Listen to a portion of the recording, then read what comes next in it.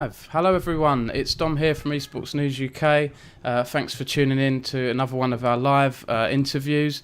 Today I'm joined by Epic Gaming MD Jon Winkle, who heads up the Epic LAN events. Thanks for joining us, Jon.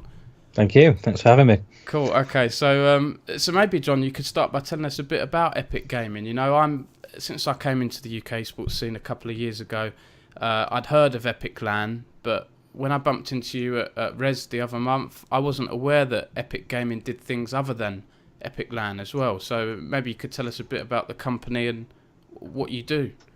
Yeah, it's taken us a while to actually meet properly, hasn't it? And I've seen each other around at various events, but that was the first time we actually spoke. And so I mean, Epic Gaming is mainly Epic LAN. We've got our three bigger events throughout the year. The Epic LAN events, obviously in Kettering as it stands, and smaller events. So we still do really old school, 20 to 30 people, village hall.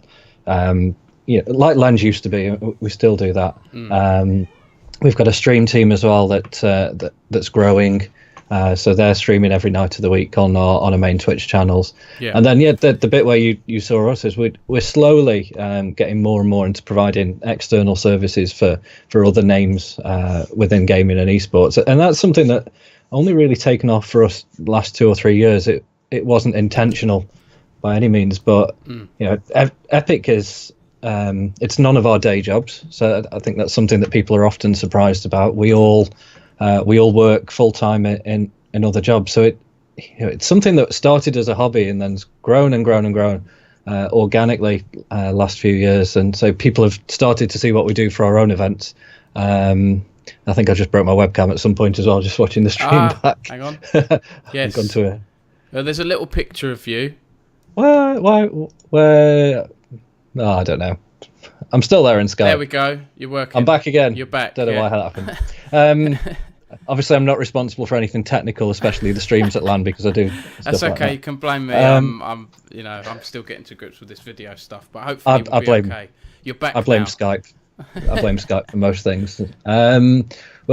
So people started seeing what we do well at our own events and wanting in on a little bit of that. So that's been a big part of the last few years. Yeah, no, that's cool. And talking about those events, one of them is the road to, I guess before we get into Epic LAN, it'd be good to talk about the road to EGX. It's like an Overwatch tournament, right? You guys have teamed up with EGX Esports and you're sort of doing all the back end. You're doing a sort of white label thing for them. Yeah, we've been working with EGX for about 3 or 4 years now, and it's one of these things that's probably well kept secret. That so we started way back about 4 years ago. We just ran the stand when Titanfall was launched. And we were talking 1 week after Titanfall was launched, and EGX had approached us. So we want a tournament, but we don't really know how to do that. And we've seen what you guys do. Come along and run it. Now, at the point, there was no competitive mode. There was no tournament structure around Titanfall, so they threw us in. And we had queues, literally theme park style queues for people to come and play. I was there. So we were putting signs all around the queue, so 2 hours to wait. And so we came up with a tournament format. We ran it really well for them, and we've been back to every EGX event since.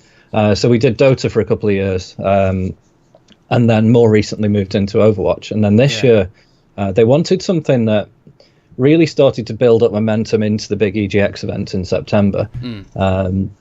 So this sort of 6-month road to EGX tournament was born, and this was me. I'm a bit of a, I don't know if I dare admit it or not, I'm a bit of a wrestling nerd.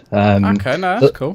So the whole road to WrestleMania thing was in my head when we started talking about it. So let's do a similar sort of thing. Let's just have this series of events building up to September. So it launched at Res when we met, and there are 8 slots available between now and September, 3 of which have now gone. So there's 2 more online tournaments coming up as well. We've been running the whole thing behind the scenes for them, including creating and starting to build this EGX Esports brand. It works really well for the EGX guys because they want a more more community feel to their tournaments at the events. Yeah. And they want things for people to do when they're on the show floor, when they're not visiting some of the major titles. So I guess everything about how we work as Epic and our community friendly feel translates to them. So we love working with them, and great bunch of people, and all get on really well. So yeah. No, they seem a good bunch, and I've been going to these Eurogamer expos for a few years now. I think it was the second one I went to, and ever since I've been to every one since, because I really like them. But the NEC, it's got pretty big, so the queues are racking up. And I remember that was like you say, it was 3-4 years ago. I remember queuing up for, I think I got there right at the end of the day, so the queues weren't that bad. They were like 3/4 of an hour. But I remember playing that and thinking, wow, this is pretty amazing. And actually the setup was cool as well, because you could go through and then you had like a screen set up, didn't you? And where you could watch like a developer preview of the game, and then you could actually sit down and play it in teams. And that's interesting now to know that was you guys setting that up, So you do a lot of things. You do events like that people might not realise. It's Epic Gaming, it's Epic LAN, but they do realise what you do is Epic LAN. So maybe you could tell us a bit about Epic LAN and what sets it apart from other events in the gaming calendar. It seems to have a good community spirit, and to me it seems like a sort of smaller version, more friendly version of Insomnia in a way. Is that wrong of me to have said that, the I word? No, look, we can't pretend Insomnia doesn't exist. When we have the conversation. It's not just size, I don't think. That's the obvious thing. We're for about 470 people, perhaps 500 over the course of the weekend, and obviously multiplayers now into the thousands over the course of the weekend. Yeah. But we've gone in a very different direction to those guys. And some people call us or describe us like the old school, Newbury Insomnia sort of feel to us. I don't. We're trying to do something very different. So community is perhaps the word that sums it up for us. Yeah. And what we've done is we've tried to treat the casual gaming community and esports community equally, and give both of those communities the best possible experience we can. So we have dedicated staff teams at our events for each of those communities. So we've got people who understand casual gaming, the little indie games that are popular at the moment, making sure big screen style, and then we've got people in each of these sports titles that understand their communities as well. But it is such a laid back feel of event from the moment you walk in. It's one where everybody knows each other, and even if you don't, when you walk in, it doesn't feel cliquey. Everybody will stop and talk to you, and the venue staff start to know all of the participants as well by name, and you go up to the bar and they know what your drink order is. Nice. That's something that wherever Epic goes in the future, we want to make sure that community feel stays, and we've done it from 30 people up to nearly 500 people, so I'm sure we can continue to do that as we grow. No, that's brilliant. I just want to say here, guys, just for the few viewers we have online, if any of you want to ask any questions, I know I didn't ask you beforehand, John, but if you're happy with that's fine. Other people throwing in questions, you may know Epic LAN really well, and you want to ask some funny little questions or whatever, please feel free. So I wanted to say, you're talking about the community spirit. I've never been to Epic LAN before, and I'm kind of gutted because I wanted to go next week. So could you maybe tell us a bit about, for someone like myself who hasn't been before, what can they expect? And maybe you could tell us a bit about epic21, next week. When is it, and what's happening that's different, perhaps? So from the moment you walk in as a new participant or spectator, then you'll be greeted in a very friendly way. It's still professional, so as much as I keep talking about it being relaxed and laid back, it's still a secure event and safe. We all have to tickle the health and safety boxes, but it will be friendly from the moment you get there. Yeah. In terms of next week, just something I sort of always mention as well around the staffing side of things. Yeah. I said at the outset that everybody involved in Epic is there on a voluntary basis because they want to be, and that includes me. So I said at the beginning, people don't believe that we do this in our own time, but we do. So we don't take any money out of it. We perhaps put a lot of money into it, but you get that feel from every single member of the staff team that you speak to, because they're all there because they want to be there, not because they're being forced to be there by an employer. So everybody's chosen to come and support this event behind the scenes. And most of those people have come from being participants in the past as well. So you get that feel as soon as you walk in. In terms of Epic21, so yeah, it kicks off 4 o'clock on Thursday. We get there. We're there from Tuesday, so it's quite a long setup for the size of the event. And it runs through till Sunday afternoon. Esports titles kick off on Friday morning, and they run through to the Sunday finals. In terms of what's coming up at this one, from an esports point of view, I've had my update from Gumpster. I think everybody knows Gumpster, don't they, in this world. So Gump is our esports manager. So he's just giving me a quick update on his predictions for the numbers for each tournament. Yeah. So we've got CSGO, which we've had amazing support I'd say last 2 or 3 events. There's been a huge increase in our CSGO teams turning up. One of the reasons we grew the event a little bit in February. So Gump's expecting about 24 to 28 CSGO teams, which for a small LAN is good. And we'll perhaps talk a little bit about why those teams have started to support us. Dota 2 we still support. I know that's a title that's been dropped elsewhere, but we're expecting around 8 to 10 teams for Dota 2, and we've got that tournament sponsored this time. It's a quick plug for Blink Predict, who've come in and helped out with Dota 2. Overwatch, it's only our second event supporting Overwatch. So we're expecting about 6 to 8 teams on Overwatch. Steady with last time, maybe 1 or 2 more. So the Road to EGX has helped a little bit with that, because we've been able to talk to some of the players. Yeah. StarCraft 2 is still a thing at Epic LAN. Yeah, I always find that quite interesting to see that. It's disappeared elsewhere in the UK. Yeah, we're expecting 20 plus StarCraft 2 teams. Wow. We're one of the only LANs that still run StarCraft 2. And the community lovers, they're a great bunch of people. Again, we know them all now. They'll all happily sit around and have a chat with us over food or at the bar, and love the fact that Epic still runs StarCraft 2. And as long as they support us, we'll continue running it. It works really well for us. And then about 2024 for Hearthstone as well. Now, Hearthstone for us is it's an interesting balance, because we've got a few really good Hearthstone players that attend the events that want us to run it as a really slick professional tournament. At the same time, we've got a lot of the community players that want to give Hearthstone a go as well, because it's easy for them to pick up at a basic level to have a go at. So we always have a bit of a debate with the Hearthstone tournament as what level to pitch it at, but again, we continue to support that.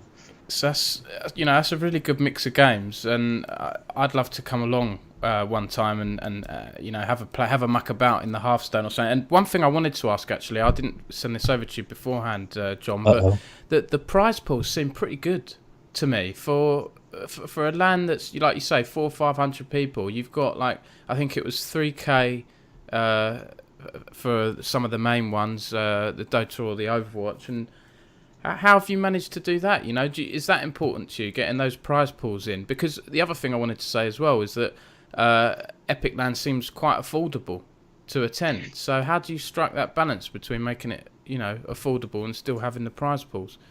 The prize pools that we list are all triggered. So we work on the assumption at the start of events that we're not going to have any sponsorship. That's certainly not the aim, but we announce everything. These are the tournaments we plan to run, and if nothing happens, then this is the prize fund that we will commit from the ticket income. Yeah. And the proportion of ticket income that makes it through to the prize pot with Epic is certainly far higher than other events. It could always be more, and teams would always love it to be more, but there are lots of other costs as well. For example, boring point, but from Epic 20 to Epic 21, we've had to register for VAT. So 20% of everybody's ticket fee now goes straight back to HMRC. So that's something that we can't put back into the prize pool, obviously. But that aside, so we announce those, and then we work as hard as we can to try and pull in sponsorship, and we struggle.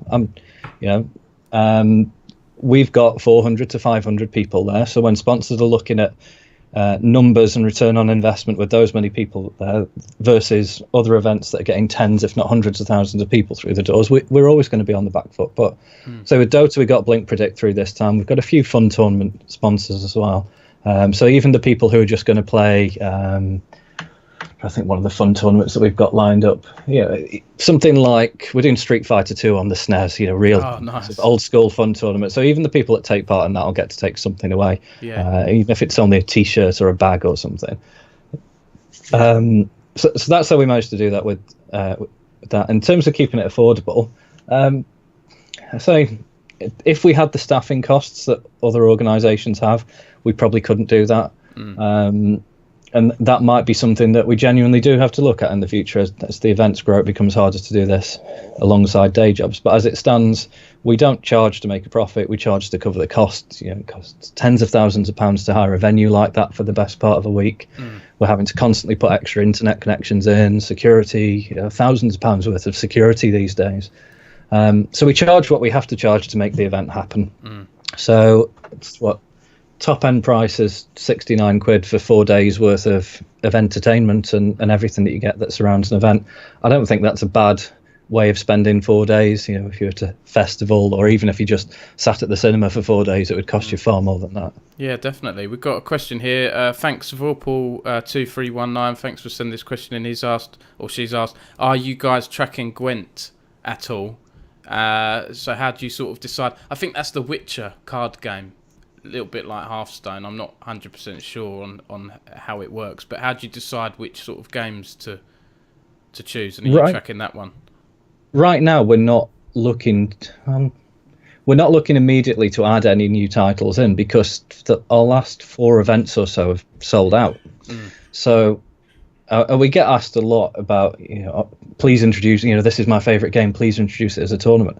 All we would do by adding more titles into the mix is reduce the number of spaces for the existing participants. So we'd have to lose 10 CSGO spaces if we added in another title, for example. So right now we're not. In terms of future expansion, we've already got Gumpster looking at what titles could help us fill the bigger space that's available at the venue. But it's not something in the next 12 months or so we're looking at changing titles. And I think Vorpal was saying, sorry, Gwent isn't esports ready right now. Just wondering if it's on the radar. I'm guessing it's Gump that keeps his eyes on the horizon for upcoming games, right? Like that. He is, and I know one area he's looking at is fighting titles. As if we were to get more space in the future, is that an angle we want to start going towards? Because we've obviously got some FPS in there, we've got a MOBA in there, but you don't have any fighting titles. So. But yeah, right now, I'd love to have the space to be looking at introducing an even wider range of titles in the future, but there's little point while we're at capacity.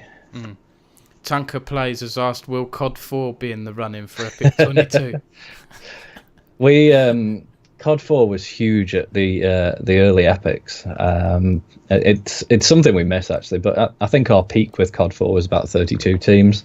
And it was only recently beaten by CSGO in terms of our records. So it's a shame we missed that, the old pro mod days. And that's where we met people like Peter from ESL and Dupes, who's one of our regulars. They all came to Epic playing COD 4 back when we were at Uttoxeter Racecourse. So okay, no, it's fine. And I've got to ask, John, as Esports News UK is, League of Legends focused, what happened with League of Legends? I think this was before my time in UK Esports. It got pulled, right? So is that a game you'd go back to? What was the thinking behind leaving League? Well, no, the League community left us. Oh. So we, I say, when we've got a title that's working for us, we'll continue to run it. So as you can see, we're running StarCraft 2, which nobody else is supporting, but the community's there. League of Legends, we ran right until the point when the team stopped attending. I think the last event when we had League on the lineup, one team turned up for it.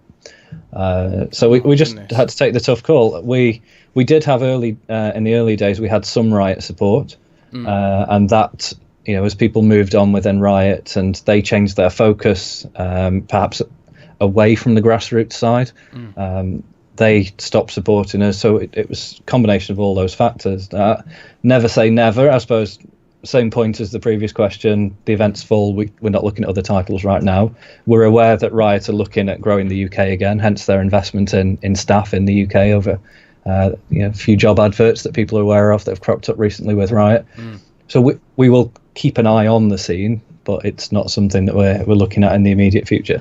Yeah, I mean, the other reason I ask as well, John, is the prize pool at the last Insomnia was really low for League of Legends. I think it was 1,500, which is a lot lower than what it was before. It was 3K or 1,500, one of the two, and there was a bit of drama afterwards. A few people were saying the standards dropped because the prize pool wasn't there. You had a lot of other lower teams, and I think Enclave Gaming were the only sort of ESL Premiership team that turned up, and they won it reasonably easily. So to me, it just seems like there might be a bit of a gap for another LAN to emerge, bigger League of Legends LAN in the UK. But if Riot's opened this new office in London, who knows what they're planning? They said they're not doing League Fest at Insomnia this year, so I don't know what they're working on, but maybe it's something for the future. Yeah, so we will talk to anybody, but yeah, I was thinking, until we have the space, the choices are either another title decreases and we feel the need to replace that, or hopefully in the future we grow. Can I ask about that one team that turned up? Did you have to give them the prize pool? No, they weren't an entirely serious team anyway. Oh, right. So we'd been talking to them all the way through, and as we could see that the team numbers weren't there, so it wasn't like they turned up and realised, great, there's no tournament. And we'd set a minimum of 4 teams cut off for the prize pool to kick in anyway. So they jumped across into another game. I can't remember what it was. Oh, okay. It wasn't Dota, so they didn't go across to another MOBA, but No. I can't remember at the time what title they jumped to. But they had a great weekend anyway. Like I say, Epic's not all about the esports titles. It's a huge part of it, but it is community, so plenty for them to do. They enjoyed themselves. We gave them the trophy because we'd already had it printed and engraved. Okay.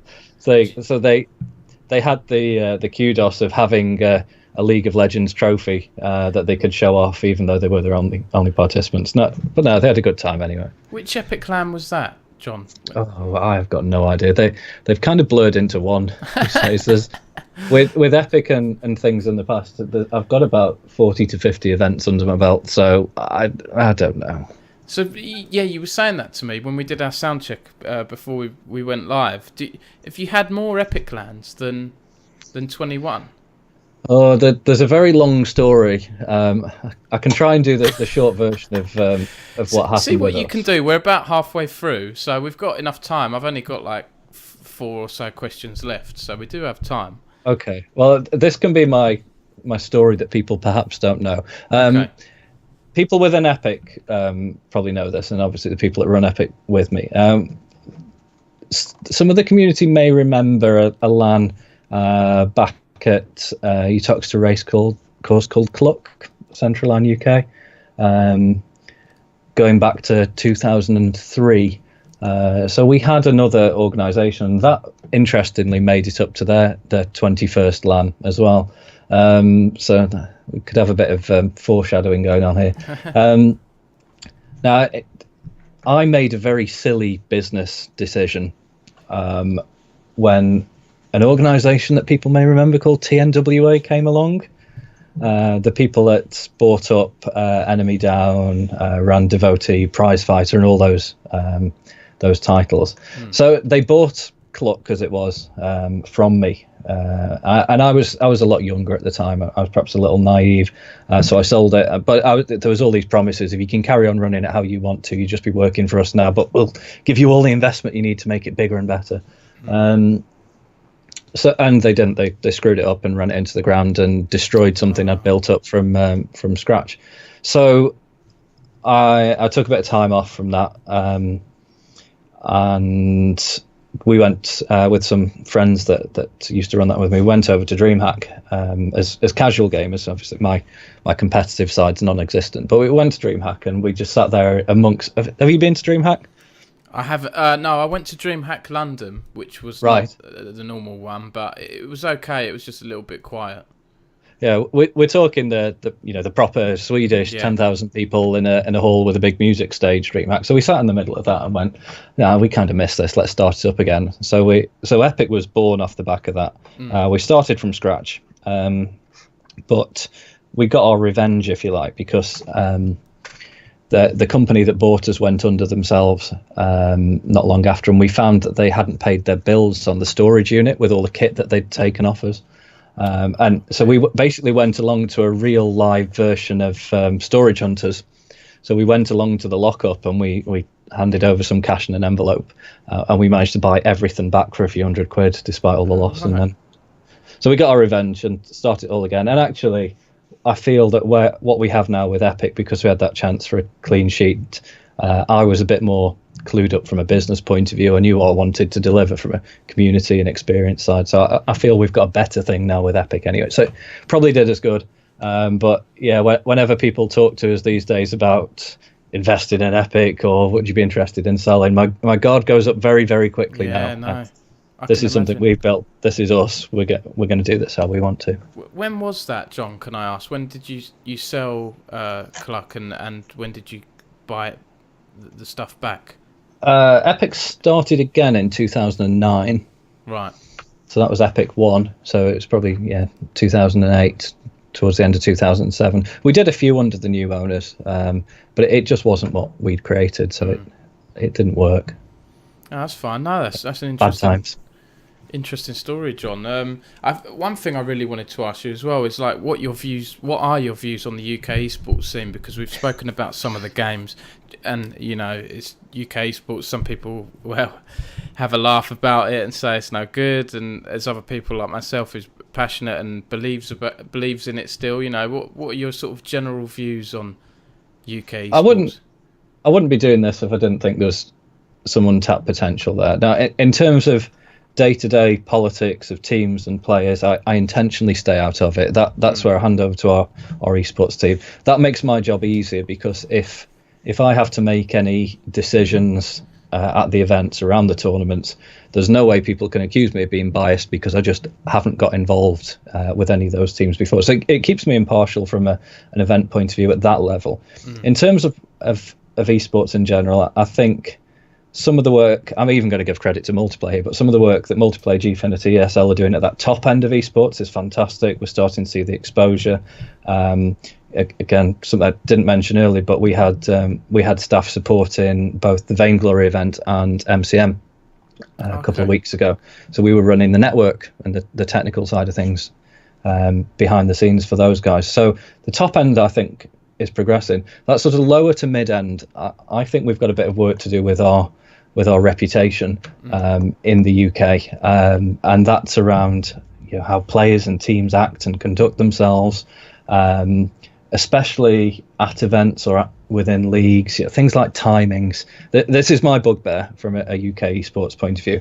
If you were watching a football match and you got to half time, and the commentators came back on in half time and said, we're not ready to restart the match because the captain's just gone to Nando's. That can you imagine the impact that would have on sponsors and viewership in the sporting world? Yeah. And yet that seems to be okay at the low to mid end of UK sports. So I think in order to be taken more seriously, for the money to start flowing in for teams and events, then that level in the UK needs to act very differently. People want us to pay teams more. One of the things we do at Epic from feedback is we pay teams out on the day of the tournament because teams want us to take them seriously. So we make the bank transfer the day that they win that final. None of this waiting 3 to 6 months. So people ask that of us as an organisation, and yet the teams don't necessarily give us the respect in return. So untapped potential is my word for the UK esports scene. One thing I wanted to ask as well, because you mentioned the strong community you guys have at Epic LAN, and the cosplay community is quite strong as well. When I think of community in gaming, I think of the cosplay guys, right, and girls. So do you get many cosplayers? I know that Trid, our UK caster, dressed up as a sort of medieval crusader at the last Epic LAN. Do you get any cosplayers? We don't so much. We've never actively pushed that side. We have community costumes contest every once a year at the October event. The October event for us is like the year end. It's a little bit quieter, so we start doing a few silly things. We've never really pushed that cosplay side of things. No. The area that from a community point of view that we've seen growing massively for us has been board games and tabletop the last few events, and that's not something we've actively gone after. But we've just noticed more and more people are bringing that to the events, get a break from the PC. So we created a room for it, and that's just grown naturally. So I think that's been our biggest community growth the last few years. Yeah, I was going to ask as well, do you have other bits and pieces to do at Epic LAN? You know, when you move away from your computer, you've said you've got the board games. Is there anything else you do, any other activities? Yeah, we don't have the big exhibition, and that's perhaps what people miss. You know, some of the teams like the looking around, but you know, that's not an area we've gone down. So we've got the community side of things. So we have 5 or 6 fun tournaments that run as well. We still do the old school big games where we throw up a server of something like Team Fortress, say right, everybody pile in that, and they go on pretty much every 2 to 3 hours. We've got something like that. We do the whole pub quiz thing, and I know that's a bit of a multiplayer thing as well, but we do that. On the Saturday night of Epic21, we're having a beach party. I don't even know why we're doing it, but somebody suggested it, and it's going to be full on Butlins level of cheese as well. So there's going to be like limbos and karaoke. The bar are doing cocktails. People all dressing up in Hawaiian shirts and big inflatable palm trees all over the place. Wow. So just stuff like that. We've got a little console area. There's a rock band set up, and overclockers are coming for the first time to Epic. I love the guys at Overclockers. So that is a sort of so it's just them in an expo, or are they going to be doing their repairs and stuff that they do? No, they're doing something that fits really nicely with Epic, and that they're not bringing a huge setup. They're not selling to people there. They're just bringing a couple of the rigs, a couple of the chairs, and actually they're going to be playing in some of the tournaments and the big games themselves. So they are making themselves a bit more community accessible with what they're doing at Epic, rather than going in as everybody knows that Overclockers are a huge retailer. They don't feel the need to do that with Epic, so they're there for the community feel as well. We often have special effect there. I'm not sure if they're there for this event as well, but they usually come down for a day and show some of the things they're doing. So yeah, I'd say that there's plenty for people to do. When you take your break, your downtime, we've got plenty of space for people to just relax and enjoy the event. Yeah. Do you have any sort of previews for the beach party? Is there anyone in particular that's going to be doing any particular songs or shows? I don't know. I've kind of been staying away. Gunman's is one of our staff members who's in Twitch chat at the moment. He's heading this up, so he's got all of the ideas for it. But I did get my Hawaiian shirt ready for it, so even I'll step out of uniform for this one and put a horrendous Hawaiian shirt on. I'm extra gutted I can't make it now because I've got an old horrendous Hawaiian shirt, I think. So Gunman's 88, if you can give us any previews in the Twitch chat, that would be really cool. Okay, so maybe you can tell us something there. There was a question I missed here, Jon. It's just a sort of forward-thinking one, because obviously Epic, yeah, I guess it is changing slightly. If you've got the board game stuff, you've got Overclockers coming along, different games. Where do you sort of see Epic LAN in 5 or a few years' time? You know, do you have any sort of goals or aims? I want it to still. Obviously, I want the event to be bigger, and we've got a venue that can support that growth. But however we grow, I want to keep the same feel to it. So I don't want to lose that community feel. I don't want to lose what we do for esports. So I want to keep that almost split style event with the investment in both communities, but a bigger version of that. Yeah. So that's the thing for me. The whole event experience, as long as we stay where we are from a venue point of view, is naturally going to get better for people next year anyway. Yeah. So the venue we use in Kettering was taken over on the 1st of April by a new parent company. And they're investing huge amounts into the venue. And I'm not saying anything that isn't public knowledge these days, but they're building a hotel on site. Literally, as you walk out the front door, 194-room hotel. So even something like that, the venue at the moment is it's a decent taxi journey away to any of the hotels. So the fact that staff, casters, participants can walk out the front door into a hotel room and use a shower will make a huge difference to the quality of the event. They're putting a restaurant in on site as well. They're putting a Costa in. Cool.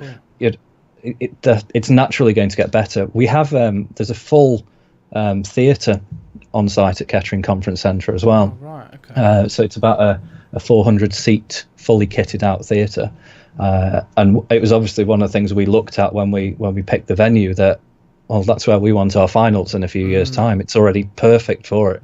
So yeah, bigger, better, keep improving the quality, but still the same feel is a challenge for me, but it's certainly what I want to see. Yeah, no, that sounds really exciting. What was I going to ask here? Are there any other sort of events you're working on at the moment, or we should be aware of? You've got Road to EGX. There's maybe a few other white label events. Anything the community should be aware of? We've got a quiet few months, which is good. I think we need it. You know, we had teams out at something in consecutive weekends. So we're obviously at EGX as well as the online tournament. So that's the next thing that's in the calendar. We've got good partnerships with people like ESL, so hopefully we'll continue to support some of those guys behind the scenes. We have our smaller events of our own calendar as well. Later on in the year, we're looking at it. Doesn't help anybody that's watching on Twitch, but we're looking at a few staff events as well. So I think we're going, with everybody being sort of volunteer, we're going to have a big staff camping trip, that sort of stuff. I'm trying to think on the horizon. We haven't had time to look at it yet, as we'd like to do a dedicated tabletops and board games event in 2018. I just need to work out what that looks like and when it fits in with the calendar. But that's something that we'd really like to do, because board games events exist out there, and I'm not talking an expo that, UK Games Expo's got that side. What I want to do is a tabletop event that feels like an Epic LAN, so that the same atmosphere, community feel to it, but with tabletop as the focus is something I'd like to do in the future. Oh, that's cool. We've got a few questions that have come through. Vorpal has asked, will there be any deals negotiated for, say, a LAN and hotel combi ticket? The thing's not built yet, and obviously not priced. What I do know about the hotel is it's not being built as just a hotel, so it's not a third party Premier Inn, Holiday Inn. It's a hotel that is being built for the venue. So their target market is people who use the venue, so they're already planning on their base price undercutting all of the local hotels anyway. So they're coming in cheaper than a budget hotel, so it won't be needed. Okay, yeah, because Tanker Plays has also asked, will Epic's prices go up with the new developments? So I guess as you grow, it's a potential, right? But it's early to say. I can't see any reason for the prices to go up because of the new developments. Prices have to go up, occasionally anyway. Say 20% of people's tickets now going to the government and all that, and we have to keep investing. So we've had to put on extra security this event, because I know we're only a small event, but we've had to consider the impact of what's gone on tragically around the UK, the last couple of weeks. But we are an event, and we have to look at security. So there are natural price rises, but there's nothing in particular that we've been made aware of from the venue point of view. And even since the new owners have come in, the bar prices have stayed the same, the food prices have stayed the same. They want us to grow. They see us as being one of their biggest customers. We're in there for the best part of a week, 3 times a year. There's other things that we're looking to do as well. So they don't want to price us out of the venue. So I'm looking forward to a positive few years with them. So yeah, I was just going to ask, I guess you've answered it. You're looking to stay at Kettering in the near future? I've got no plans to move. It's a pain in the arse changing venues and having to do all of that again. So as long as the relationship's good. Just spotted as well from Vorpal, looking at infrastructure, particularly around connectivity. It's something that Epic's had a bit of a reputation for in the past, of not having great connectivity with our venues now. As somebody who uses a venue 3 times a year, it's probably not down to us to put huge investment into connectivity. But we've already had some reassurances from the venue that if they're throwing a hotel on site, the infrastructure's got to improve, because they're a business venue day to day. So if people are spending a week there on conferences, they know that everybody in that hotel is going to need to check their emails, do some work, stream some films at night. And I've been to some of the other parent companies' venues as well. And certainly in those places, they've recognised the need for decent connectivity.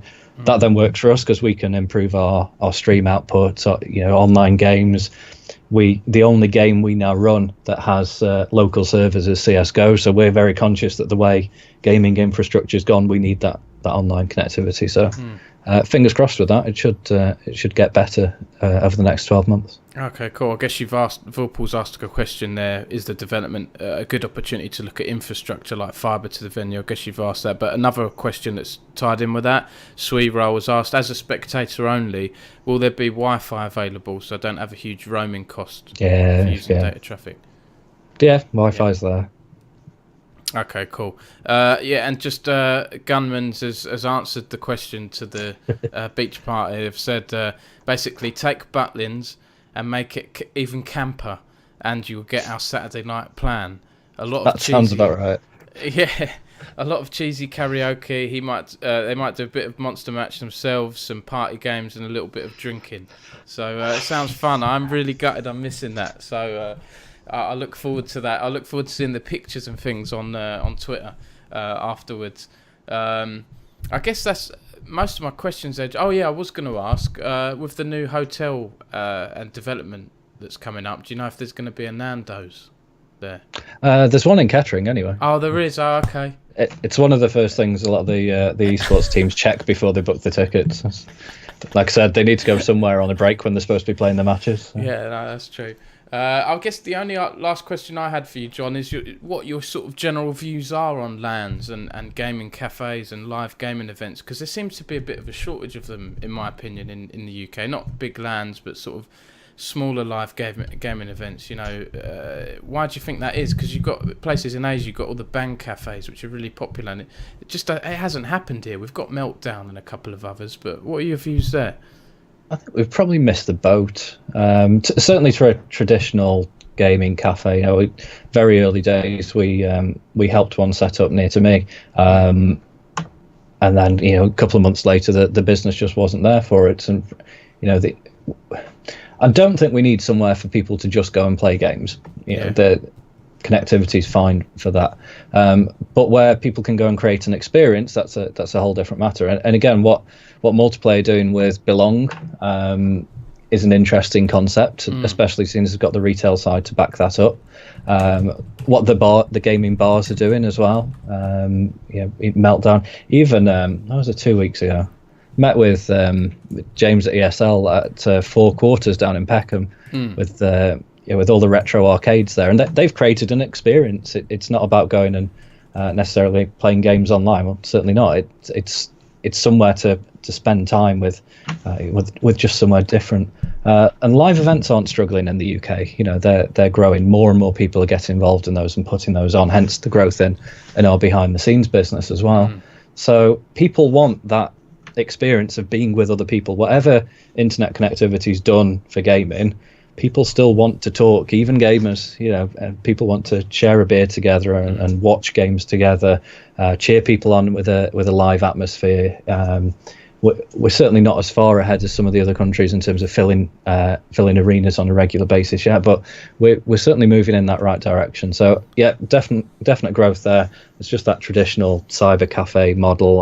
I think we've missed the boat with that. Yeah, I tend to agree. I mean, I did a little Esports News UK gathering. I think people like those occasional socials, those viewing parties. We had the LCS on. We went to the Stratford Secret Weapon gaming pub, which is really cool. Yep. I mean, we only had about 20-25 people there, but it was good fun. They're like, Dom, you've got to do this again, and maybe I should plan another one, because they had board games and things there as well. Yep. I'd like to try the League of Legends Mechs versus Minions board game. I think it is. It'd be quite fun. We're coming up to sort of last 15 minutes. If anyone, most of my questions are done now, so if anyone in Twitch chat has any more questions for Jon, please do send them in. One thing I was going to ask Jon, it's just popped into my head when I was doing a bit of research before we arranged this interview. There was a site I found, I think your website, you had a bit about photography in there. Is that a hobby, or is that something you do on the side? It's just a bit. It was a hobby I got into, and obviously it's become useful from an Epic point of view and for a day job point of view as well. So it's not something I spend as much time on. Myself and my partner did a few bits of wedding photography a while ago, but it certainly wasn't a a career path. I just enjoy it. And probably a bit too of an expensive hobby once you start getting into the whole buying lenses and all of that stuff. Oh crikey, yeah. My wife's cousin is into photography, and it's like, you go in them camera shops, and the second-hand lenses are still like hundreds of pounds. It's like you end up spending more on lenses than the camera itself once you start getting into it. And I quite like my motorsports, so so certainly I spent a couple of races at Silverstone looking mostly through the camera lens rather than at the cars actually going past on track. So no, that's cool. I've done an event at Silverstone. I used to work for Auto Trader. It was my first job out of uni, and I did a thing in a Lotus Exige, I think, just around the track. It was like a Forza event, and we had to play a game of Forza and compare it to real life, which was cool. I don't know if you saw a bit of a plug, but for Esports News UK, I did a tour of the McLaren HQ. It's a brilliant place, isn't it? Have you been there?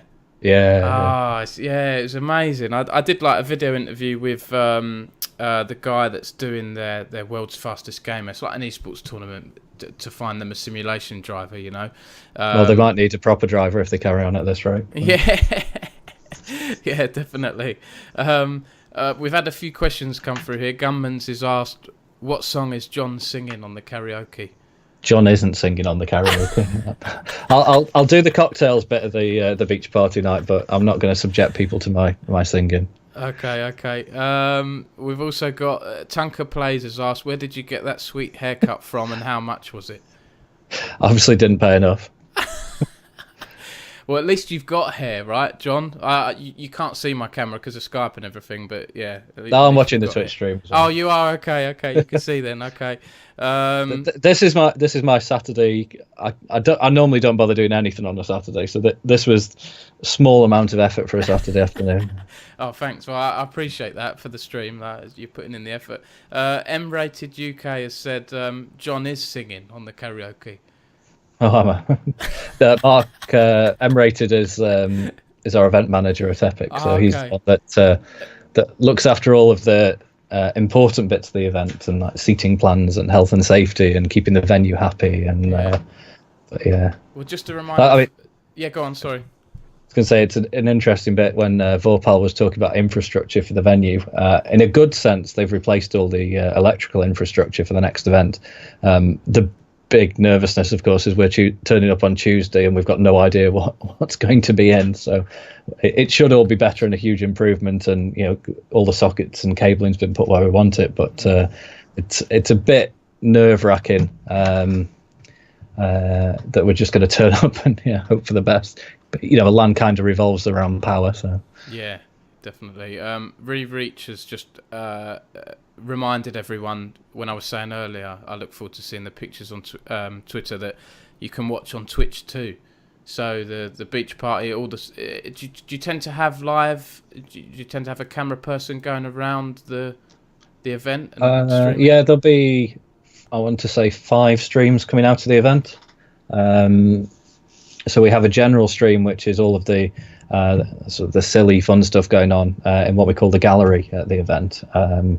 We have shows on that from first thing in the morning. So we do something called Breakfast and Chill, where one of our hosts takes a game that they've not played before and somebody introduces them to it. And it's usually a little indie title for that.